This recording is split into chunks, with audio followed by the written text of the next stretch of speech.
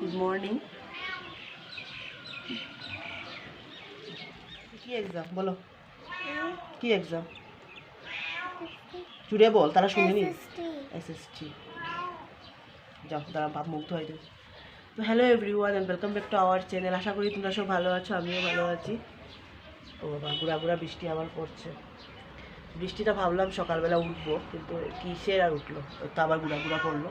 সকালে দেখলাম একটু ওয়েদারটা ভালো করেছে, এখন আবার শুরু। তো রান্নাবান্না সকালবেলা করে নিয়েছি, ডাল বাঁধাকপির তরকারি, ওটা দিয়ে ও টিফিন নিয়ে যাবে, মামাও খেয়ে নিয়েছে। এখন বাজে 8:25, কারেক্ট 8:25 বাজে। তো আজকে হলো বৃহস্পতিবার, আজকের ব্লগটা এখান থেকে শুরু করছি। আর কালকের ব্লগ এখনও এডিটও করিনি, করবো। এডিট করে তারপরে কালকে রাতে এডিট করিনি, রাত্রে এডিট করে নিলেই ভালো হতো, করতে পারিনি রাত্রে এডিট। দেখুন না, কাপড়গুলো উঠাই, কয়েকটা মানে ভিজা কাপড় কি কাপড়ে মানে কয়েকটা দিন থেকে, আজকে না হলেও 3-4 দিন থেকে একই কাপড় শুধু গামলার মধ্যেই পড়ে আছে।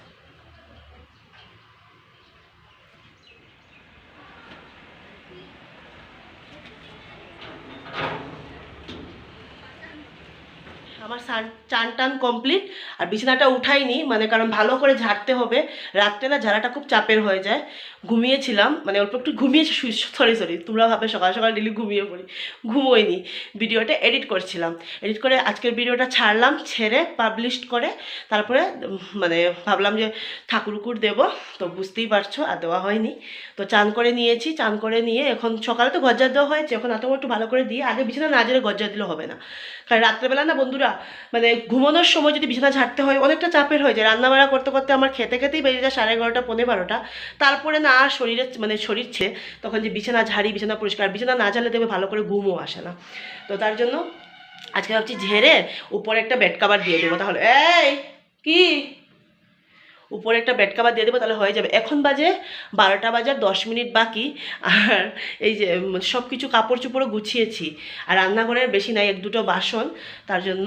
তো এখন যাচ্ছি দোকান থেকে কী মানে কয়েকটা জিনিস আনবো, আর তো আর কি। সেম আমার একটা বেড কাভার আছে, আশা করি তোমরা দেখছো। এটা এই যে এই রুমের এই বেড কাভারটা দেখে মানে পুরো স্ট্রেঞ্জ, ভাবলাম যে না আমি তো বেড কাভারটা ধুয়ে দিইনি, তাহলে কোথেকে আসলো, কারণ যেহেতু ওরা ফ্যামিলি না, ওরা ব্যাচেলার থাকে তার জন্য। আর তারপরে দিকে ঘরে দেখলাম না, ঘরে তো আমার বেড কাভারটা আছে, কারণ তো ভুলে যাই, মানে ধুয়ে দিলেও ভুলে যাই। আর যেহেতু 2-3 দিনের শরীরটাও ভালো না, তার জন্য তো আমার কাপড় ধোয়া তো আমার ডেলি আছে। তারপরে দিকে বললো, তোমার মাম্মা বললো, না মাম্মা আমাদের বেড কাভারটা তো ঘরে কাপড়ের ওখানেও দেখেছি, তার জন্য তোমাদের সাথে শেয়ার করে দাও, মানে অ্যাকুরেট একই রকম একদম।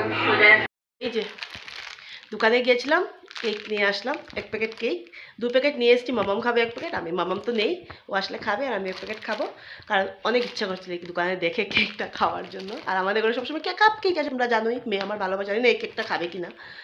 তো ভালো লাগছে না খেতে খেতে, মানে মুখ হয়ে গেছে। আর এই যে চা বানিয়ে নিয়ে এসেছি, তখন চা আর কেক চান করেছি না, তার জন্য। সকালে খেয়েছিলাম, তবু চাটা তো আমি খাই সবসময়।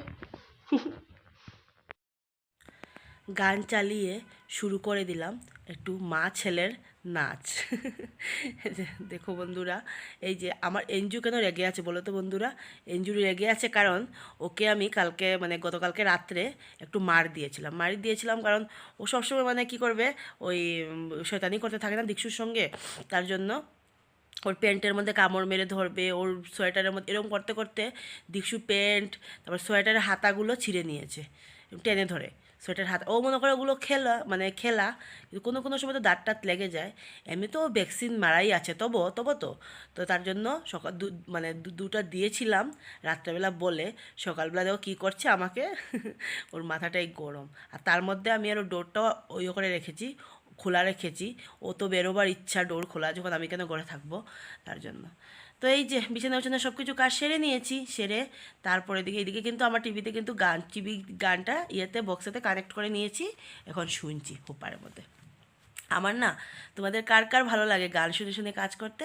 আমার কিন্তু বেশ দারুণ লাগে গান শুনে। আমাকে যদি পুরো দিন গান শুনিয়ে হয় আমি সব কাজ করে নেব। আমার বেশ ভালো লাগে গান শোনার মতন, মানে কি বলবো, আলাদাই একটা ইয়ে। আর তার মধ্যে যদি হয় কোনো কোনো সময় স্যাড সং, কোনো কোনো সময় বেঙ্গলি সং, হিন্দি সং বলো, যাই বলো না কেন। আর সবচেয়ে ভালো লাগে রবীন্দ্রসঙ্গীত। রবীন্দ্রসঙ্গীতটা উফ উফ কী বলবো, ফাটাফাটি, খুব ভালো লাগে শুনতে। তো দেখো বেড কাভার, এই যে বেড কাভারটা পেতে নিয়েছি না, রাত্রে আমাকে আর এগুলো আর আমাকে ঝামেলা করতে হবে না। এই বেড কাভারটা তুলে দিলে রাত্রে ঘুমোতে সুবিধা হয়ে যায়। কারণ রান্নাবান্না করে এসে আর এগুলো করবার একদম মন চায় না। তো কী করব, ঘুমোতে হলে ঘুমোবার জায়গাটা একটু দেখবে ভালো করে পরিষ্কার না করলে ঘুমও কিন্তু আসে না। তার জন্য এই যে আমাদের বাঙালিতে দেখবে সবার বিছানার মধ্যে একটা করে শলার ঝাড়ু থাকে। আমার বাবার বাড়িতেও কিন্তু বন্ধুরা আছে। আমার এখানে নেই, কারণ আমি কোথায় পাবো, কারণ আমার এখানে নারিকেলের ইয়ে কোথায়, কিন্তু আমি কিন্তু শলাটা কিন্তু তুলতে পারি নারিকেলের পাতা থেকে, খুব ভালো। আমার মানে এগুলো কী বলবো, এগুলো কথা মনে পড়লে না, মানে আগের কথা মনে পড়ে যায়। এখানে আসার পর থেকে এগুলো আর কোথায় কোথায়। তার মধ্যে আরও নিজেরও ইয়ে না, পরের ঘরে থাকতে হয়। তো এটা বলবো না যে পরের ঘর বলে কি ঘর পরিষ্কার করবো না নাকি, এটা না। তো বললাম আর কি, যেটা সত্যি ওইটাই তো না। তো দেখো সব কিছু এগুলো মুছে মুছে ওগুলোর মধ্যে আমি বুঝতে পারি না ঘরের ভিতরে এত ধুলা কোথা থেকে আসে।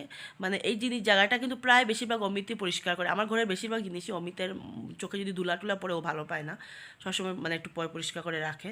তো তার জন্য তবুও আজকে দেখলাম যেদিকে তাকানো যাচ্ছে না, তেল পরে মানে কি বলবো। তারপরে দেখলাম জায়গাটা একটু ভালো করে মুছে দিলাম। আর এগুলো বোতল টোতলগুলি সব একটু ভালো করে, সব দরকারি, নাহলে ভিতরে ঢুকিয়ে রাখলেও চলে বা সরিয়ে রাখলেও চলে, কিন্তু এগুলো খুব দরকারি, ডেলিটা আর কি, ডেলি দরকার। তো এই জায়গাটা একটু মুছে নিলাম, নিয়ে এই যে ফটোগুলো একটু ভালো করে, এগুলো কিন্তু প্রায় দিনই মুছা হয়, প্রায় দিন। আমি সবসময় তোমাদের সাথে শেয়ার করি না, সবসময় প্রায় দিনই একটা মুছা দিয়ে নিয়ে নিই। এই যে সব কিছু কাজ কমপ্লিট করে রান্নাটা রেডি হয়ে নিয়েছি। আর বাইরে দেখো কি সুন্দর একটা রৌদ্র দিয়েছে, ঠাকুর দেও। আমি ভাবছি যে এখন দিল না, এখন ধুতে গেলে মানে লেট হয়ে যাবে আমার। তো তার জন্য ভাবছি এগুলো যদি একটু টান হয়ে যায় তো আমি এসে কয়েকটা ধুয়ে দেবো। তো তবু অমিতের গেঞ্জি ধুয়েছে, ওর সবগুলো গেঞ্জি, ওই গেঞ্জি ব্ল্যাক কালারের ওর গেঞ্জি ধুয়ে দিয়েছে, সবগুলো গেঞ্জি মানে ভিজা, সরি বলছি নোংরা হয়ে আছে। আর ও গেঞ্জি ছাড়া ওরকম পরতে পারে না, তার জন্য ভাবলাম ধুয়ে দিই। আর শুকিয়ে যাবে আশা করি। আর আশা করি আকাশটা কিন্তু পরিষ্কার, তোমাদেরকে দেখাই। আকাশটা কিন্তু প্রায় পরিষ্কার, মেঘ কাটিয়ে পুরো রৌদ্র উঠলো, আসবে না আশা করি। আওয়াজটা খুব আস্তে আসছে, মানে আমার কথা বললেই আমার কাশি উঠে, মানে কথা বলতে পারছিলাম না। ওইখানে দোকানে গিয়েছিলাম, দোকানে গিয়ে ভাবির সাথে কথা বলে এসেছিলাম, ঘরে এসে কাশতে মানে পুরো বমি করে দিয়েছি, এরকম হচ্ছে আমার। তার জন্য আমি আস্তে তাহলে আমি এরকম না, আমি ফাটা বাস জোরে কথা বলি, তোমরা জানো আশা করি যারা আমার ব্লগ দেখো। তো রেডি হয়ে নিয়েছি আর কি, ওই কুর্তিটা পরলাম, একটা স্ল্যাক্স পরে নিয়েছি, কারণ সব কাপড় মানে ভালো লাগছে না, লাগে না পরতে। অনেকটা ধোয়ার কাপড় রয়ে গেছে বৃষ্টির জন্য, ডেলি তো আমাকে বেরোতে হয় মামামের জন্য, তার জন্য। তো এই যে দিয়ে দিয়েছি, দাঁড়াও। আগে এরকম ছিল না, এখন এরকম হচ্ছে, মানে একটা হাঁচি দিলে সাথে সাথে 4-5টা আমার হাঁচি হয়ে যায়। এগুলো অমিতের প্রবলেম। অমিতকে আমি বলি যে তোমার যতগুলো প্রবলেম আসে সব আমার কাছে আসছে, ওরকমই হয়। এটাই তো ভালোবাসা না, তার জন্যই বোধ হয় এরকম। তো বেরিয়ে পড়ি, আর কথা বলছেন, লেট হয়ে যায় বন্ধুরা, কালকেও লেট হয়ে গেছে এরকম করে।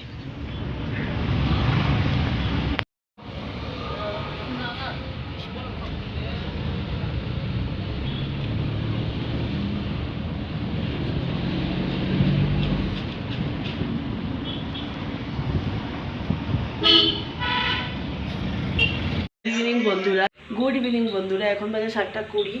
আর এখান থেকে মানে করছি, আর দেখো একটা মানে কাপড় একটা পেঁচিয়ে রেখেছিলাম, কারণ স্কুল থেকে এসে অনেকটা কাজ করেছিলাম। কাজ কি করেছি, ওই কাপড় ধুয়েছিলাম, কারণ মানে এতটা রৌদ্র ছিল, আর আমার ঘরে এক ঢেরি কাপড় জমে আছে, কি বলবো, মানে ভালো লাগছে। আমার তো ইচ্ছা সব ধুয়ে দিই, কিন্তু শরীরের দিকে তাকিয়ে পারছি না। তো এটা ধুয়েছি বলেই দেখো আমার পুরো নাক টাক বন্ধ। দুপুরবেলা একটু ভালো করে ঘুমোতে পারিনি, কিন্তু ঘুমে চোখ নিয়ে যাচ্ছে, কিন্তু বালিশে মাথা দিলেই শুধু নাক বন্ধ হয়ে যাচ্ছে। তো এখন চা বানাতে চলে এসেছি। কি অমিত চলে এসছে, ওর শরীরটা ভালো নেই, গা হাত পা মেচমেচ করছে। মানে এই ওয়েদারটা এত মুষলধারে বৃষ্টি দিলে সবারই শরীর খারাপ হবেই, কারণ এরকম ওয়েদার চেঞ্জ, এরকম যেমন কালকে একটু ঠান্ডা লাগছিল সন্ধ্যার পরে, আজকে আবার দেখুন গরম লাগছে। মানে এরকম ওয়েদার চেঞ্জ হলে না শরীর কোনোদিন এগুলো নেবে নাকি। তো কী নিয়ে এসছে আমি জানিও না, খাওয়ার জন্য বের করে দেখি। আর এখন চা বানাবো, চা বানিয়ে রান্না করবো কি জানি না, দেন মামামকে পড়াবো, পড়ার পরে রান্না কি করবো জানি না, কারণ শরীর যেরকমই হোক না কেন সংসারে তো সব কাজকর্ম আমাদের মেয়েদের করতেই হবে। এই যে পেটিস আর কেক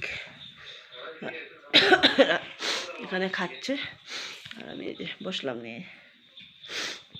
এই যে রান্নাবান্না শেষ কমপ্লিট করে নিয়েছি। মেয়ে তো টিভি দেখতে দেয়নি, এখানে মোবাইল রেখে ইউটিউবে 2-3টা ব্লগ দেখে, মানে আমার একটা না হ্যাবিট হয়ে গেছে এখানে, যে যেহেতু এখানে আমার রান্নাবান্না এই যে টিভি সব কিছু দেখা যায় টিভিতে, তো আমি যার যার ব্লগ দেখি, ওরা আজকে 2জন ব্লগ দেয়নি, একজন দিদিভাই বা একজন বোন, ওরা ব্লগ দেয়নি, তার জন্য তবুও মানে পুরোনো ব্লগ দেখেও আমি করেছি। আমি 2জনের ব্লগ খুব ভালো দেখি, একজন হলো হ্যাপি উইথ মামন, উনি দিদিভাই, আর একজন দিদিভাই হবে ক্যালিফোর্নিয়াতে, মহুয়া, আশা করি আপনারা সবাই চিনেন মহুয়া দিদিভাই। ও 2জনের ব্লগই আমি খুব ভালো মানে কন্টিনিউয়াস দেখে যাই।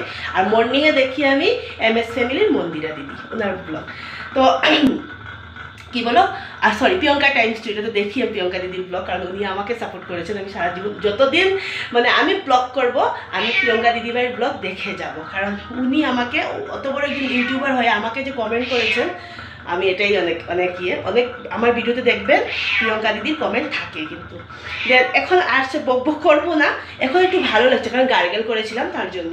এই যে রান্নাবান্না কমপ্লিট করে নিয়েছি, কী রান্না করেছি আপনাদের সাথে শেয়ার করি। দাঁড়ান, মসুর ডাল করেছি, পাতলা করে করেছি, কারণ 2 দিন একটু মানে 2 ডাল 3 ডালে খাওয়া হয়েছে, তো তার জন্য আজকে একটু পাতলা করে হালকা পাতলা ডাল করলাম। এটা হলো থানকুনি বাটা শস্য দিয়ে, আশা করি জানি না কারা কারা খেতে ভালোবাসে শসা দিয়ে। আমি তো এগুলো জিনিস ভালোবাসি না, আমি কচু বাটাটাই ভালোবাসি, এটা অমিত বলেছে করার জন্য। এই ভাতটা এখানে দিয়ে দেবো, ভাত হয়ে গেলে। আর এই যে সোয়াবিনের তরকারি, কি দারুণ এসছে না কালারটা বন্ধুরা। পরিষ্কার করবো, গ্যাস ওভেনটার কি অবস্থা বাবা, এই যে দেখা যাচ্ছে কি না, কি অবস্থা নোংরা। আর কতগুলো বাসন মাজলাম, এই যে 1 গামলা বাসন মাজলাম, আধা গামলার মতো এখানে উঠালাম। আর এখনো অমিতের হটকেজ রয়ে গেল, দুধ লাগবে, কুকার সব কিছু মেজে নিয়েছি। কি দাঁড়াও ভাতটা হয়ে যাবো না, ঠান্ডা ভাত খায় না, গরম ভাত হোক, ঠান্ডা ভাত খেলে তোমার সর্দি। আর তারপরে মামামকে খাওয়াবো, আর আমি অমিত আসলে ভাত খাবো। আর কিরকম লাগছে না মুখটা দেখতে, কারণ আমার মাথাতে তেল, আর এমনিতেও শরীর ভালো না, যতই মানে বলছি কিন্তু একটু গার্গেল করেছি বলে আরাম মানে পেয়েছি, ভাবছি যে ঘুমোবার আগেও করে নেবো একবার। আর ওষুধ খেতে হবে আজকে, এরকম করলে হবে না। কালকে যে আমি ওষুধ খাইনি, অমিতকে বলিনি, অমিত এসে জিজ্ঞাসা করেছে তুমি কালকে ওষুধ খাওনি, তোমাকে দেখেই লাগছে। আমি সত্যি, আমার এটাই একটা প্রবলেম, আমি ওষুধ খেতে ভুলেছি সব সময়, আমার সব কিছুতে একটা প্রবলেম। এই জন্য আমি বলি আমার যদি কোনো বড় রোগ হয় আমি বাঁচবো না সত্যি, কারণ আমার ওষুধের প্রতি অনেক অ্যালার্জি, আমি খেতে একদম ভালো লাগে না আমার। আর রোগ শোক হলে দেখে ওষুধ খেতে হয়, আর আমি যদি ওষুধ না খাই পল্টন ডাঙ্গার টিকিট কেটে নেবো। এই যে হ্যাঁ বন্ধুরা, দেখাতে ভুলে গেছিলাম, কালকে চাটনিটা রয়ে গেছে। এই যে কালো হলেও কিন্তু চাটনিটা খুব টেস্ট হয়েছিল, গুড়ের চাটনি তো জানেন এরকম হয়। তো আজকের ব্লগটা বন্ধুরা, আজকের ব্লগটা আমি এখানেই শেষ করছি। প্লিজ নো স্কিপ করে ব্লগটা দেখো। আর দেখো শুরু হয়ে গেছে, বেশ একটু কথা বলে নিয়েছি, একটু স্পিডে, আমি স্পিডে কথা বলি। প্লিজ নো স্কিপ করে ব্লগটা দেখো, আর কালকে একটা ব্লগ নিয়ে আসছি। Bye bye, good day, dreams.